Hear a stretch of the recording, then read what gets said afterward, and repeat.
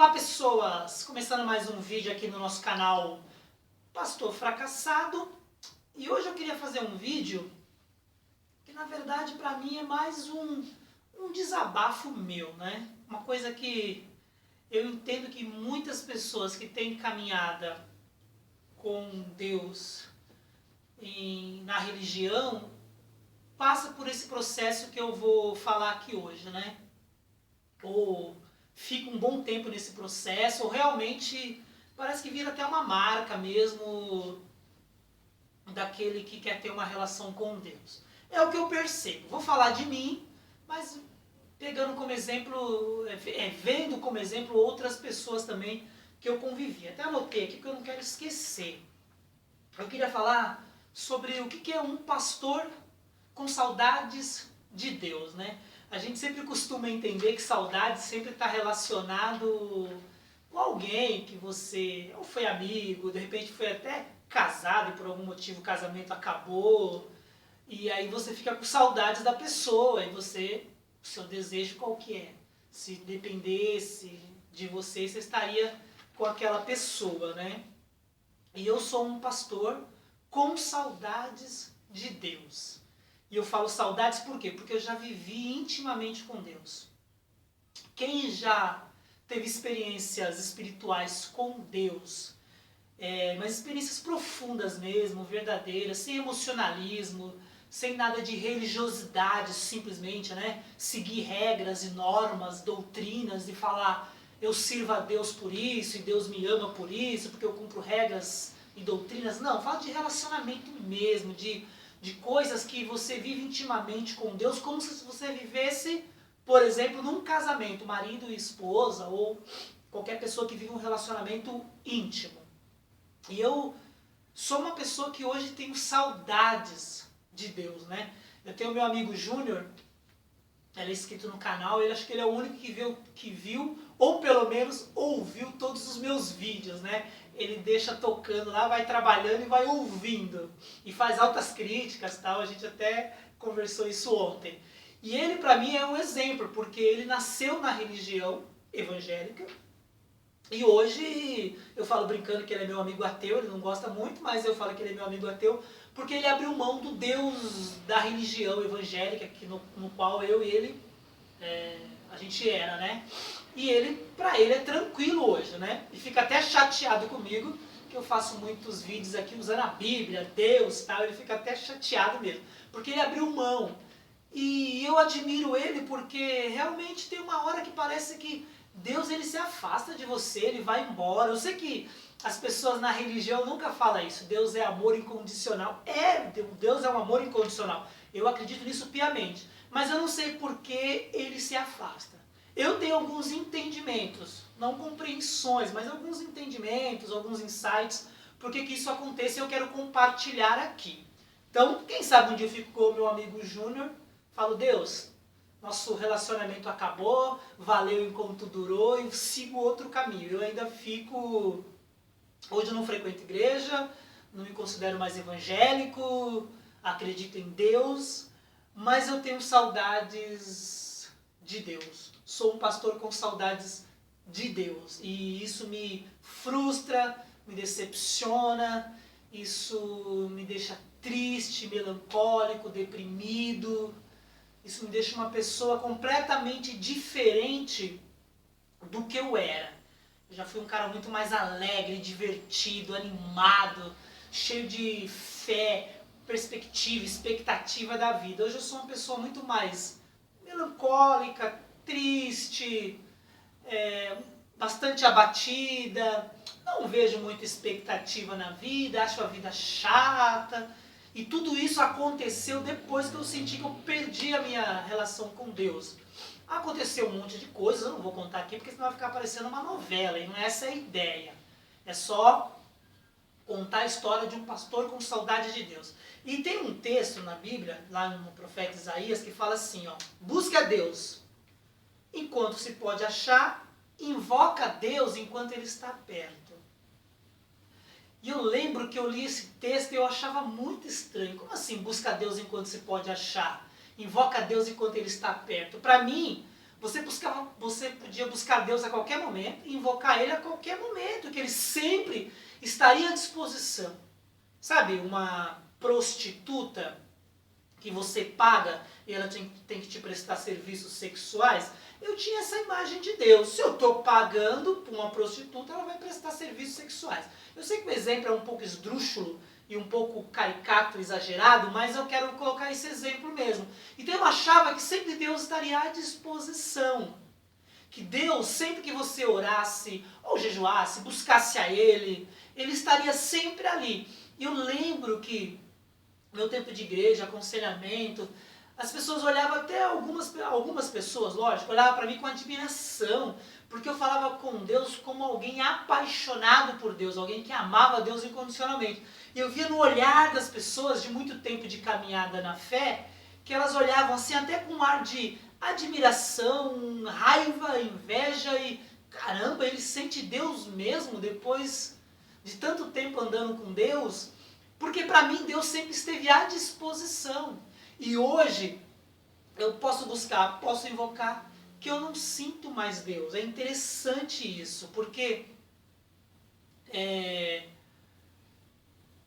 você tem um contato com Deus, você faz todo o ritual, orar, jejuar, ler a Bíblia, frequentar uma igreja, estar em grupo de pessoas que estão em comunhão com Deus, mas não é mais a mesma coisa como foi. É como um casamento.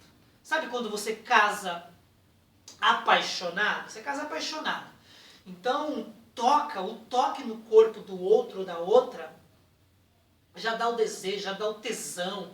Você já quer ter relação sexual, o olhar se cruza, o toque, tudo responde rápido. Aí passa um tempo do casamento, pro sexo rolar, é um trabalho para quem é casado há muito tempo. Não tem mais o toque do corpo, aquela química responder. Parece que na relação com Deus é a mesma coisa, assim, não tem mais aquela química que antigamente você orava e sentia Deus, você lia um texto da Bíblia, aquele texto parece que ele subia e aquilo te tocava profundamente. Então fica como um casamento velho, que você vê o marido e a esposa dar beijo na testa, uns chamam até a mulher de mãe, que pra mim é a coisa mais, bizarra no casamento, é chamar a mulher de mãe, ou o marido de paizinho, tal, meu Deus, que coisa estranha, mas acontece e eu já vi. Então parece que a relação com Deus fica assim. Então você pode invocar, você pode buscar, que você não vai achar e Ele não está mais perto. E eu achava isso estranho, que as pessoas, depois de um tempo na caminhada com Deus, não sentiam mais Deus, não era mais disponível Deus como era no começo, né? E entendo também, tem um texto que Salomão fala em Provérbios, que fala assim: um coração triste, o espírito se abate. Não o Espírito Santo, o espírito humano. E isso é verdade mesmo. Quando você está muito triste, é como se o Espírito Santo ele não pudesse entrar dentro de você. Porque é como se estivesse bloqueado com o seu coração triste. E realmente, depois que eu fiquei muito triste, decepcionado, que eu vi que meu sonho de pastor não ia acontecer, isso me bloqueou de sentir a presença de Deus. Então eu consigo entender isso também. É como se eu colocasse um grande muro entre eu e Deus, porque algumas coisas não aconteceu. Todo relacionamento, todo mundo nega isso, mas todo relacionamento, de uma forma escrachada, vamos dizer assim, sem muito rodear nas palavras, escolher palavras bonitas, todo relacionamento, pai com filho, marido e esposa, amigos, profissional, todo relacionamento é uma troca de interesses. Então, quando eu me relacionei com Deus, eu tinha os meus interesses. Ser pastor, estar à frente de uma igreja. Então, essas coisas não aconteceram do jeito que eu queria, que eu imaginei. Também não posso me colocar como vítima aqui, ser vitimizado da situação. Então, como não aconteceu como eu queria, isso me fez o meu coração ficar triste. E o coração ficar triste, o Espírito nosso, que tem contato com o Espírito Santo, que tem contato com Deus, se abate. É como se fosse um muro e não tem mais. É como um relacionamento que tem uma traição. Então o casal não resolve, depois da traição, eles resolvem ficarem juntos. Mas mesmo assim, você sente que tem um bloqueio no casal, porque eles não bancaram o divórcio. A vontade daquele que foi traído era divorciar. Mas como ele tinha que bancar a solidão, ele não banca, ou ela não banca, eles não bancam, ou elas não bancam a solidão, e aí ficam juntos, mas está lá um muro naquele casamento. Então, eu entendo que meu coração ficou triste. O espírito meu humano se abateu. Deus não consegue mais ter contato comigo através do Espírito Santo. É como se eu criasse um muro. Estou aqui falando de Deus, fiz um canal que falo de Deus, mas eu mesmo coloquei esse muro diante de Deus. Então, um coração triste, o espírito se abate. Outra coisa que o apóstolo Paulo fala em Romanos, que dons e talentos são irrevogáveis. Eu ainda vejo os meus dons de pregar. É uma pessoa... Faz muito tempo que eu não leio mais a Bíblia. Isso foi tão frustrante na minha relação com Deus que eu não leio mais a Bíblia. Tem muitos anos. Então, de vez em quando eu tenho aquela Bíblia online, eu ouço alguma coisa, que eu quero tirar uma dúvida, mas parar para ler, meditar, estudar, eu não faço mais isso. E hoje eu estava aqui na sala assistindo uma série com a minha esposa, ela perguntou um texto, na hora, me veio todo o texto. Então, assim, todas as coisas da Bíblia eu ainda lembro. Eu tenho um dom, que é um dom de variedade de línguas. E era tão interessante que às vezes uma pessoa pedia uma oração para mim, eu falava, mas você quer que eu ore por que área da sua vida? A pessoa falava, sei lá, casamento, uma enfermidade. Então eu orava, Senhor, cura essa enfermidade. Eu orava no português, vamos dizer assim. Senhor, restaura esse casamento e tal. E eu sempre falava assim, Espírito Santo, agora eu não sei orar como convém, que o apóstolo Paulo fala em Romanos também. Direciona-me a orar em línguas estranhas, para essa situação dessa pessoa que ela me falava, ou casamento ou enfermidade. A línguas estranhas mudava completamente, né? Para quem não sabe o que é línguas estranhas, é um dom que você recebe, que você ora uma língua como se fosse um outro idioma, né? A língua dos anjos, cada um fala de um jeito, né? A Bíblia chama de dons de línguas estranhas. E nesses dons tem dons de variedade de línguas estranhas. Até hoje, se eu começo a orar por uma situação, por alguém, até mesmo aqui sozinho, é tanta variedade de línguas estranhas, eu ainda tenho os dons comigo. Eu ainda tenho os talentos que Deus me deu. Mas eu não sinto mais a presença de Deus. É isso que as pessoas entendem. Dons e talentos são irrevogáveis. E o que eu conheço de pastores que continuam pregando, continuam tendo os dons, os talentos, a gente tem uma gíria crentez, né, evangélica, fazendo a obra, mas você olha para ele, você vê que ele não tem mais a presença de Deus. Tem um pastor que até hoje ele tem uma igreja, deixa todo mundo pregar, mas a hora da oferta, quem prega é ele. A gente sabe que quem toca no coração das pessoas para entregar uma oferta é o Espírito Santo, mas ele entende que ele precisa ele falar para ele tocar no coração das pessoas. Isso significa o quê? Que ele não confia mais em Deus, ele confia no talento dele de argumentação para fazer as pessoas entenderem a dar as ofertas na igreja, que tem, a gente sabe, o pastor tem o salário dele também, ele depende muito das ofertas para a família, para ele e tal. Não tem nada de errado nisso, mas você vê que isso é falta de sentir a presença de Deus. Mas dons, talentos estão lá com as pessoas. Meus dons e meus talentos estão aqui. Né? Uma outra coisa que eu sentia, que eu sinto muita falta, eu me sentia muito cúmplice de Deus. Eu sentia uma cumplicidade tão grande com Deus que eu já fiz muitas loucuras. Eu sentia umas direções de Deus estranhas dentro do meu coração. Eu fazia. Deus me pedia alguma coisa, eu fazia, eu não estava nem aí. Eu me sentia cúmplice. O que é um cúmplice? Né? Eu sempre falo, amigo é aquele que é o seguinte, o amigo fala, eu matei uma pessoa. Tá bom, então o corpo, vamos lá enterrar esse corpo e sumir com o corpo para que você não seja pego pela polícia. Isso é cumplicidade, estou dando só como exemplo, né? Nunca vou fazer isso com um amigo meu. Mas a cumplicidade chega a esse ponto, de você ser fiel à pessoa. Eu me sentia cúmplice de Deus. Deus tocava coisas no meu coração que eu não contava para ninguém, nem entre os meus irmãos em Cristo, ou alguém religioso, que eu sabia que não ia entender. Era tipo assim, é uma coisa minha com Deus. Então eu tinha essa cumplicidade, eu fazia loucuras por aquilo que eu sentia na época que Deus tocava no meu coração. Hoje eu não sinto mais essa cumplicidade com Deus, sabe? Essa cumplicidade de como se Deus confiasse segredos a você e pedisse para você fazer e não contasse para ninguém. Então isso é uma coisa que eu sinto muita falta, assim, a falta da cumplicidade com Deus. Outra coisa também, que eu entendo também, um coração quebrantado, o salmista fala, né? Um coração quebrantado, Deus não despreza. O que é um coração quebrantado? É um coração sensível. Sabe a pessoa que assiste um filme, pode ser sessão da tarde, a pessoa chora? Isso é um coração quebrantado. Ela vê uma música sensível, ela chora. Tudo ela tem uma sensibilidade do choro, porque ela tem um coração quebrantado. Então, nas coisas espirituais, sobre a presença de Deus, eu tinha muito um coração quebrantado. E hoje eu não tenho mais esse coração quebrantado, eu tenho um coração hoje orgulhoso. E a Bíblia fala que Deus repreende a soberba, mas um coração humilde, Deus se apresenta. Então, assim, um coração soberbo, Deus despreza. Um coração humilde, Deus traz para a presença dele. Então, quando eu falo orgulhoso, é em que sentido, né?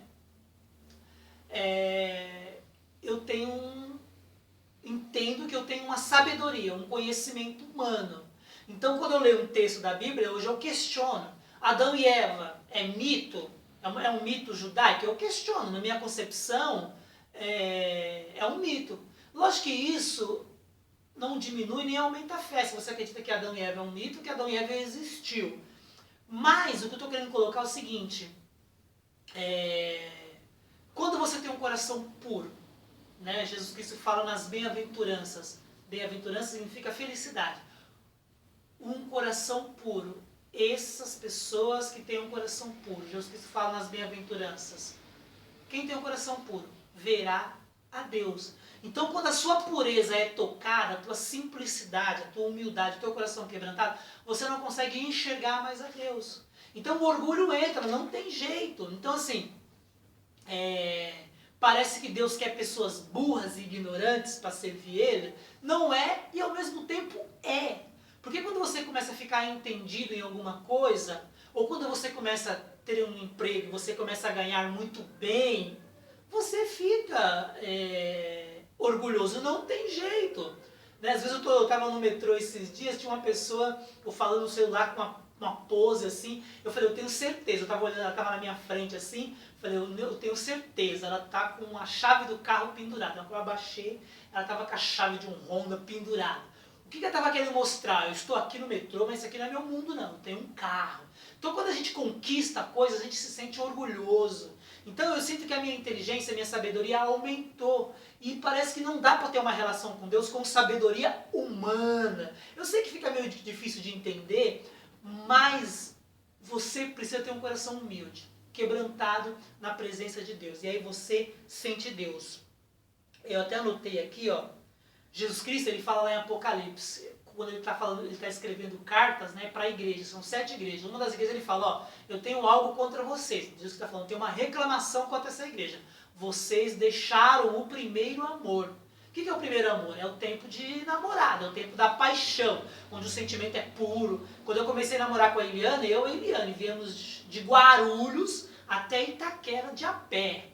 Porque eu tinha que passar num banco que ficava em Cumbica, era o meio do caminho, e que meu pai tinha emprestado um cheque para mim para sacar no banco que só tinha em Cumbica. Então no meio do caminho não tinha ônibus para Itaquera. Então eu falei, vamos embora de a pé, 3h30. Casal apaixonado fez isso. Então Jesus está falando, ó, vocês deixaram o primeiro amor. Quando você deixa o primeiro amor, você fica numa relação fria, sem muito... sem muito, qual é a palavra? Sem muita alegria, sem muita vida, sem muita paixão. Então ele fala, eu preferia, Jesus Cristo fala para essa igreja, que vocês fossem quente ou fossem frio. Porque como vocês são morno, estou vomitando vocês da minha boca. Então é que nem uma água morna, né? Eu lembro uma época, esquenta a água, tem muitas bactérias. A água morna é terrível para tomar. Então Jesus Cristo fala, seja quente ou seja frio, mas não seja morno, porque eu te vomito da minha boca. É uma palavra dura e grosseira. Quando você tem uma relação íntima com Deus, Deus não aceita você ser morno. E é isso que as pessoas não entendem. Quando você tem uma relação profunda com Deus, Deus quer que você leve Ele muito a sério. Jesus Cristo, Deus, não deixou injustamente, pegando uma perspectiva humana, Deus não deixou Moisés entrar na terra prometida. Deus falou, Moisés, sobe no monte lá. Ele subiu. Tá vendo a terra? Contempla ela, bonita, né? Tá vendo a terra prometida? Você não vai entrar, porque você foi rebelde lá na rocha lá. E aí ele fala, Moisés fala para Deus, Deus, meus olhos enxergam ao longe, tem vigor nos meus braços e nas minhas pernas. Eu tenho força. Deus fala, basta desse assunto, você está contemplando, mas você não vai entrar. O cara ficou 40 anos com aquele povo lá no deserto, ralando com ele. Povo de coração duro, rebelde, murmurador. E aí ele ficou nervoso numa situação lá que era para ele falar para a rocha, ele bateu com a vara. Deus não gostou da ação dele. A quem muito é dado, muito é cobrado. Isso é, para quem vive uma relação íntima com Deus, tem que entender isso. Então, eu recebi muito de Deus. E como eu quero me colocar meio como frustradinho, vitimizado por Deus, por mais que eu não queira falar isso, Deus fala, então tá bom. Não tem uma relação com Deus, não tem uma relação comigo de criança. Então Moisés não entrou na terra prometida. Na perspectiva humana, Deus foi injusto, mas é assim, é quem muito é dado, muito é cobrado. Então assim, você não pode deixar o teu primeiro amor, você tem que viver, andar no estado de amor. Davi, quando ele comete o adultério com Batseba, depois vai lá e assassina o marido de Batseba, que é Urias, e toma a mulher de Urias, aparece o profeta Natan lá, dá um exemplo lá, falando assim, ó Davi, tinha um cara que tinha milhares de ovelhas e um homem simplesinho que tinha só uma ovelha. Você acredita, Davi, que esse homem rico roubou a ovelhinha daquele homem e matou o pastor e ficou com a ovelhinha dele? Davi fica indignado, manda trazer esse homem que eu quero matar ele. E aí o profeta fala, é você. Aí Davi toma um susto, porque tinha passado um tempo que ele tinha feito isso, adulterado com Batseba, e depois mandado assassinar Urias pelo exército inimigo que estava na guerra. Urias era um soldado do exército. E aí Davi se arrepende e faz o Salmo 51. E ele pede 3 coisas no Salmo 51. Não me retires o Espírito Santo. Ele era rei, mas ele fala, eu preciso continuar com o Espírito Santo. E ali ele tinha perdido o Espírito Santo. O Espírito Santo, ele é uma vida dentro de você, ele te dá sentido, ele te dá energia, é uma coisa que só quem sentiu o Espírito Santo sabe. E eu não tenho mais essa vida, essa vibração dentro de mim, e eu sinto falta. Ele fala, volta a me dar a alegria da salvação. Hoje eu questiono, meu Deus, será que tem céu? Será que tem a alegria da salvação? Os discípulos voltam para Jesus, falam, Jesus, nós expulsamos demônios no teu nome, nós profetizamos no teu nome, Jesus, nós ressuscitamos mortos no teu nome, Jesus, a gente orava no teu nome, enfermos eram curados. Jesus quis falar para os apóstolos, né, os discípulos dele, se alegra não porque vocês fizeram isso, se alegre porque o nome de vocês está escrito no livro da vida. E eu vi Satanás caindo do céu como um raio. Hoje eu falo, meu Deus, será que tem céu mesmo? Será que eu vou morrer, eu vou para o céu? Tal? Eu acredito nisso ainda, mas eu ainda questiono. E Davi fala, eu quero ter de novo a alegria da salvação. Por mais que tudo esteja ruim ao meu lado, Davi está falando, por mais que eu possa morrer de um jeito ruim, eu sei que eu sou salvo em Deus. E outra coisa que ele fala, eu não quero perder o espírito voluntário. Sabe o espírito voluntário? Você faz por amor, você não faz por nenhum interesse, você faz porque você se sente muito bem. É isso, espírito voluntário. Eu perdi isso de querer fazer as coisas voluntariamente, de querer estar na igreja. Hoje eu passo muito na igreja, eu faço o sinal da cruz. Eu falo, meu Deus, que coisa louca esse negócio de igreja hoje. Então eu perdi o espírito voluntário de estar ali só para adorar a Deus, ajudar as pessoas, poder aconselhar. Sempre trabalhei com aconselhamento. Eu tenho minha experiência do meu cunhado, né, o Júnior. Ele fala que ele sentia a presença de Deus na igreja, e ele fala que tem uma experiência, e quando ele me contou, eu fiquei tão emocionado, fiquei tão aterrorizado de temor de Deus. Ele fala que ele foi arrebatado e levado até o paraíso. Ele conta lá umas experiências muito místicas. Eu não vou contar aqui porque é muito longa a história, mas eu fiquei assim, impactado quando ele me contou. Só que aí os amigos dele zombavam dele na igreja. Era muito interessante, porque o cara é louco, cai no chão, porque ele caía no chão, desmaiava lá, e nesse período que ele estava desmaiando, ele estava tendo um arrebatamento, que a gente fala, né? Estava lá no mundo espiritual, como se fosse um universo paralelo, né? E aí ele estava lá. E aí os amigos começaram a zombar dele, ele era muito jovem, tipo adolescente, e aí começaram a desprezar ele. E ele ficou tão triste que ele começou a ser desprezado pelos amigos, que um dia ele falou, Espírito Santo, quero falar muito sério com você, eu quero que você vá embora da minha vida, porque por causa das experiências eu perdi os meus amigos. Ele falou que na hora ele sentiu como se dentro dele tivesse uma bexiga, e essa bexiga fizesse assim, ó, esvaziasse. E ele ficou numa angústia, e aí ele conta que ele passou vários anos pedindo de novo que o Espírito Santo voltasse para ele. Que ele fala que nunca mais sentiu a presença do Espírito Santo. E o apóstolo Paulo fala, né? Enchei-vos do Espírito Santo. Como se fosse uma bexiga. Se encha. Por que você tem que se encher? Porque pode esvaziar. Hoje eu estou esvaziado do Espírito Santo. Eu tenho que me encher. Então é sempre encher. Não é um encher constante. Você enche porque esvazia. Você enche porque esvazia. E essa experiência me marcou, e ele fala que ele sempre queria, eu falava, não, mas olha que ele vai te visitar. Deus, tipo assim, que eu falei no começo, busca Deus, invoca a Deus, que ele está sempre disponível como uma prostituta, uma puta. Mas não é assim. E até hoje ele ainda é um cara meio que, né, prosperou profissionalmente, financeiramente, acabou de nascer a filha dele, mas espiritualidade eu vejo que ele está na mesma pegada que eu. Então isso é o que acontece na sua vida de uma pessoa que fica com saudades de Deus. E para encerrar, Jesus Cristo tem uma frase bem interessante. Ele fala assim: obrigado, Pai, porque você, Pai, se revelou aos pequeninos e não aos sábios e entendidos dessa terra.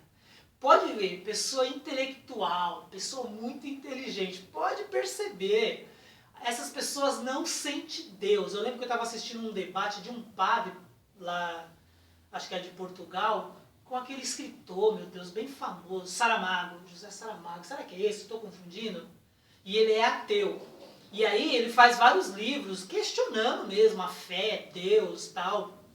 E aí o padre fala: mas eu sinto Deus, você não tem como negar isso, tal. E eu lembro que o José Saramago fica muito bravo e fala: mas eu não sinto Deus.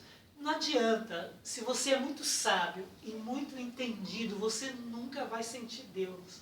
Você tem que ser pequeno para sentir Deus. Jesus Cristo fala: Pai, eu te agradeço, porque o Senhor se revelou aos pequeninos dessa terra, e não aos sábios e entendidos dessa terra. Então, hoje eu me acho meio sábio, eu me acho meio entendido das coisas.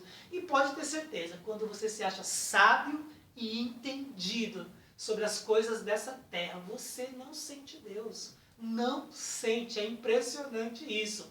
O apóstolo Paulo fala em Coríntios que os judeus se escandalizaram com Jesus. E os gregos acharam que Jesus era uma loucura. Então Paulo fala: a pregação de Jesus Cristo é loucura para os gregos, escândalo para os judeus. Por que loucura para os gregos? Porque os gregos têm toda a sabedoria, a filosofia, vem tudo deles. Então um Deus que se deixa morrer na cruz, se deixa ser maldito, ficar lá como qualquer pessoa crucificada e morta e não faz nada, você vê a mitologia dos deuses gregos fortes, imortais, então é loucura, um Deus desse não dá para acreditar. Escândalo para os judeus porque eles esperavam um Jesus com poder bélico, que pudesse livrar eles do Império Romano, destruir com o poder de Roma e ser livre. Então, não quero um Deus que se deixa morrer. Se escandalizar, e até hoje os judeus não acreditam que Jesus é o Filho de Deus. Então, Jesus fala: obrigado, Pai, porque o Senhor se revelou não aos sábios dessa terra, não aos entendidos dessa terra, aos intelectuais, aos inteligentes, aos filósofos, mas o Senhor se revelou aos pequeninos. Jesus Cristo, dos seus 12 apóstolos, nenhum deles eram pessoas importantes, nem do Sinédrio, nem dos fariseus, nem dos saduceus. Não eram pessoas importantes da sociedade, eram pessoas desprezadas da sociedade. Eram pescadores. Tinha um cara rico lá, que era Mateus, cobrador de impostos, mas era um cara que era odiado pelos judeus, porque ele era cobrador de impostos para os romanos, era um desprezado pelo seu povo.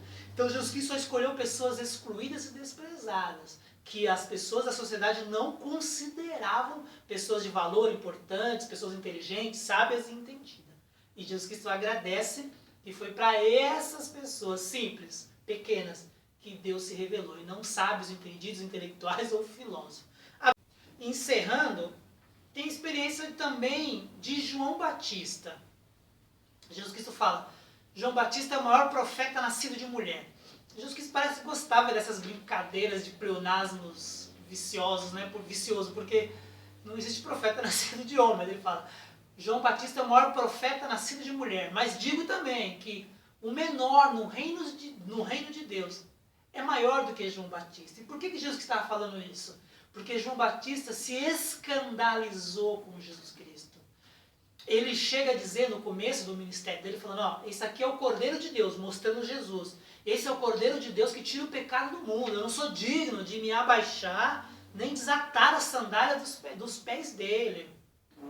E ele fala que ele foi questionado se ele era o Messias. Ele fala: não sou o Messias. O Messias vai estar aqui no nosso meio, ele vai vir, está com um machado na mão, vai cortar a árvore pela raiz, não é pelo tronco não, vai cortar a árvore pela raiz. Tá? E profetiza, ele foi aquele que preparou o caminho do Messias, que era Jesus. Só que quando Jesus é batizado por ele, Jesus Cristo vai seguir o ministério, João Batista continua batizando. Eu entendo que João Batista deveria seguir Jesus, porque o ministério de João Batista era profetizar o Messias, o Filho de Deus, Jesus Cristo. Ele profetizou, batizou o Messias, ele veio, acabou o ministério de João Batista. Só que o texto fala que João Batista foi para um lugar onde havia águas e continuou batizando pessoas. O nome dele era João. João Batista por quê? É como dizer, João que batiza pessoas. Então, ele tinha uma fama. Olha lá o João que batiza. João Batista, João que batiza. E aí ele começou a falar lá para Herodes que ele não podia possuir a mulher Herodias. Você não pode estar com essa mulher aí, Herodias, porque ela foi mulher do seu irmão. Herodias ficou com raiva, mexeu com mulher poderosa, né? Mandou prender ele num cárcere, depois algemar ele, depois fez uma trama lá que a filha dela dançou para Herodes, porque Herodes era um cara muito picareta, safado e estava desejando a filha dela. E ela não quis nem saber disso e fez uma trama lá e ele fala, o que você pedir eu vou te dar, para a filha de Herodias. Aí ela fala, eu quero, minha mãe quer a cabeça de João Batista numa bandeja. Herodes não queria, mas como tinha feito a promessa no meio de muitas pessoas importantes, cumpriu. Então João Batista acaba decapitado. Só que antes disso acontecer, João Batista estava preso no cárcere lá, Jesus Cristo não foi visitar, ele podia receber visitas, porque os discípulos dele foram visitar João Batista. João Batista tinha também seus discípulos, manda perguntar para Jesus, através dos seus discípulos. Fala para Jesus lá, pergunta para ele, se ele é aquele que havia de vir, o Messias, ou se devemos esperar outro. E aí os discípulos de João Batista vão até Jesus e perguntam. João Batista está perguntando, você é aquele que havia de vir, ou devemos esperar por um outro? Você é o Messias mesmo? Você é o Cordeiro de Deus, que o próprio João Batista falou? Jesus Cristo fica tão indignado, com tanta raiva, o texto não fala isso, é uma dedução minha. Mas Jesus Cristo começa a falar, fazer muitos milagres ali. Ele começa a curar enfermos, fazer cegos enxergar, surdos ouvir. Ele começa a purificar leprosos. Aí ele fala assim, vai lá, avisa para João Batista, os cegos vêm, os surdos ouvem, os coxos são curados, os enfermos são curados, e os leprosos são purificados, e aos pobres é pregado o reino de Deus. Aí os discípulos vão. Quando os discípulos vão embora, aí Jesus Cristo começa a exaltar João Batista. O que vocês foram ver no deserto, né? Um homem com finas vestes, esses homens com finas vestes estão nos palácios. Eu estou falando que é o maior profeta nascido de mulher. João Batista, não tem profeta igual ele. Ele é o maior de todos. Por que ele é o maior? Porque ele profetizou o Messias. Só que, mesmo sendo o maior, ele é o menor. Por quê? Porque se escandalizou no meu nome.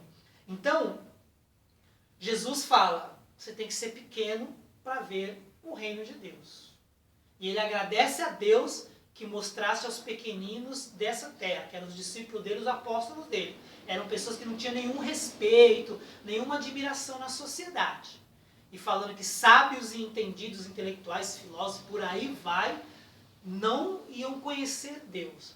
João Batista profetizou o Messias, falou tal, mas quando foi preso e falou, por que eu estou aqui? Jesus Cristo nem aparece para me visitar, para me consolar.